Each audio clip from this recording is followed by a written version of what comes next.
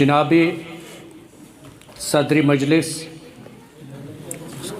मोहतरमा सफ़ीना बेग साहिबा, DDC chairperson Baramulla اور چیئرپرسن حج کمیٹی J&K، محترم فہیم صاحب SDM پٹن، ٹریڈرز یونین پٹن، پریزیڈنٹ مسٹر ناصر احمد شاہ صاحب، representatives of Municipal Council Patan, Principal Al-Huda College of Education Patan محترم نذیر صاحب، Principal Al-Huda Public School Patan محترم قیوم صاحب، میں سبھی کا والہانہ استقبال کرتا ہوں کہ انہوں نے اپنی تشریف آوری سے اس ادارے کی عزت افزائی کی۔ الہدا پبلک اسکول پٹن اور الہدا کالج آف ایجوکیشن نے اپنی سرگرمیاں 1997 میں شروع کی۔ پہلے یہ انسٹیٹیوشن ایک ڈگری کالج کی حیثیت سے یہاں پہ شروع ہوا، لیکن انفراسٹرکچر میں کمی کے باعث سرکار کی طرف سے سجیشن آئی کہ ڈگری کالج کو B.Ed کالج میں تبدیل کیا جائے۔ انسٹرکشنز کا فالو کرتے ہوئے الہدا ڈگری کالج کو الہدا کالج آف ایجوکیشن میں کنورٹ کیا گیا، جو کہ گورنمنٹ آف J&K کی طرف سے ریکاگنائزڈ ہے اور یونیورسٹی آف کشمیر کے ساتھ ایفیلیٹڈ ہے، اور یہ یونیورسٹی گرانٹس کمیشن کا 7th اپرووڈ کالج ہے۔ اور پھر چونکہ B.Ed کے سلسلے کے ساتھ ساتھ ایکسپیریمنٹل سکول کا ہونا ضروری ہے، کشمیر یونیورسٹی کی سجیشنز پہ یہاں کے بچوں کے لیے ایک سکول بھی شروع کیا گیا اور جو ابھی تک رواں دواں ہے۔ اس انسٹیٹیوشن میں NCT نارمز سے پہلے قریب 75 امپلائیز کام کر رہے تھے۔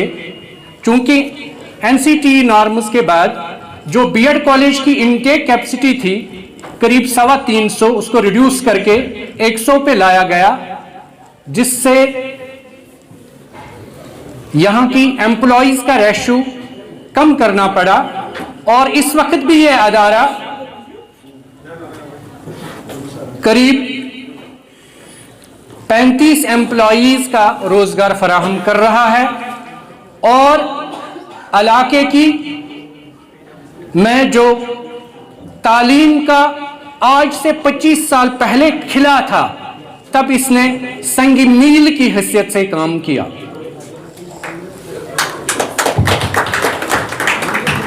انشاءاللہ اس ادارے کی کوشش رہے گی کہ یہ ایسی تعلیم فراہم کرے جو کمپٹیٹیو ایگزامز کے لیے آل انڈیا لیول پہ ایک اپنا انفرادی مقام حاصل کر پائیں، اور یہاں کے بچے باہر جا کے اپنا لوہا منوا سکیں۔ میں پٹن کے ہر ایک فرد کا ممنون و مشکور ہوں کہ جنہوں نے قدم پہ ہر مرحلے پہ ہماری حوصلہ افزائی کی،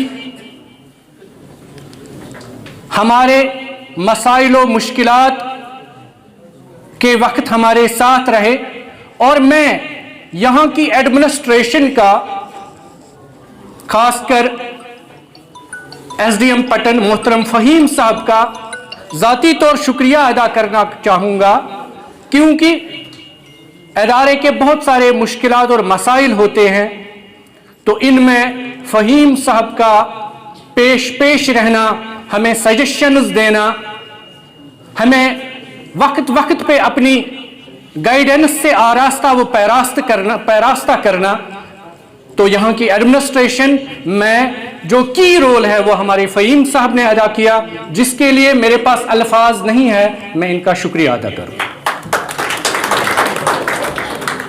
چونکہ یہ ادارہ ابھی تک بہت ساری فنکشنز آرگنائز کر چکا ہے.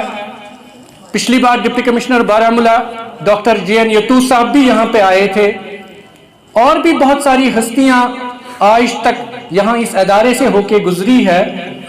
لیکن آج جن ہستی کے روبرو ہم بیٹھے ہیں، انہوں نے ذاتی طور مجھے بہت ہی زیادہ متاثر کیا، جو ہماری محترمہ سفینہ بیگ صاحبہ ہے. اگرچہ ان کا خاندان پہلے ہی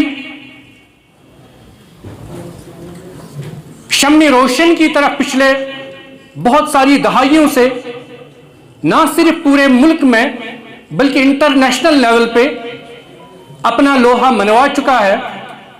محترم مظفر حسین بیگ صاحب ایک انٹرنیشنل اور انٹلیکچول پرسنالٹی ہے،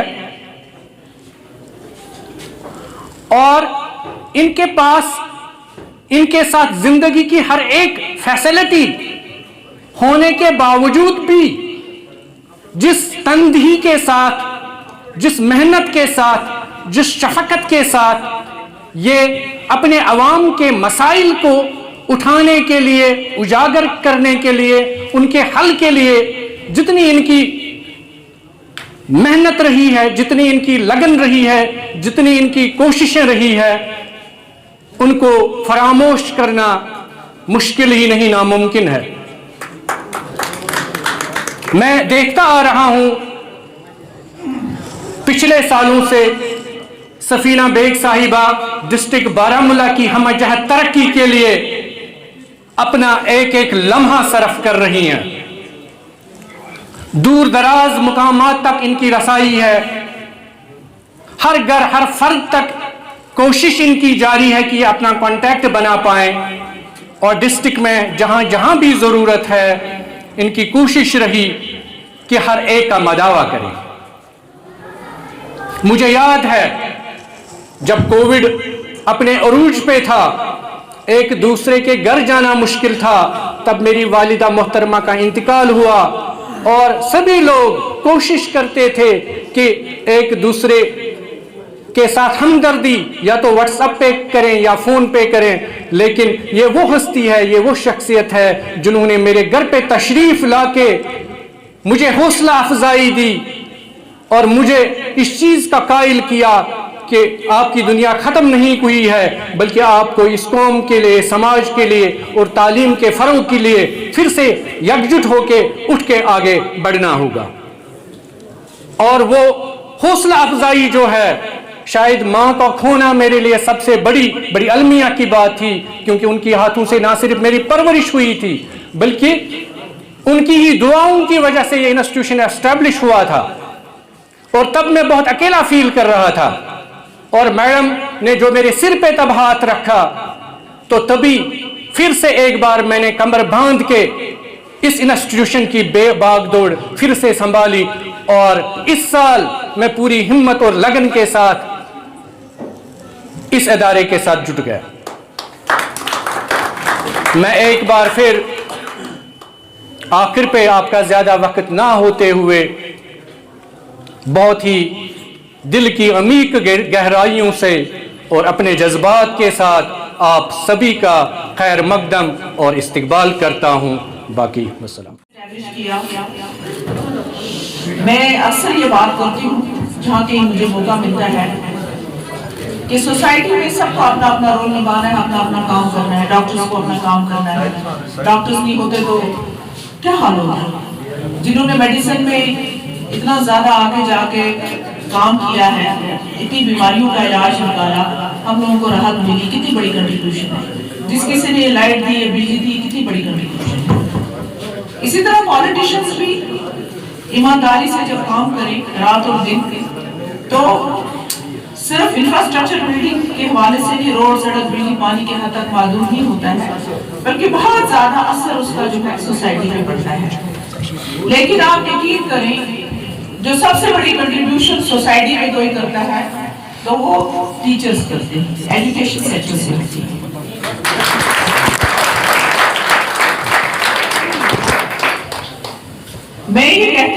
جیسے حضرت اقبال رحمۃ اللہ نے فرمایا تھا تو شاہین ہے future of the nation, specially students کی طرف ریفر کیا تھا اس چیز کو.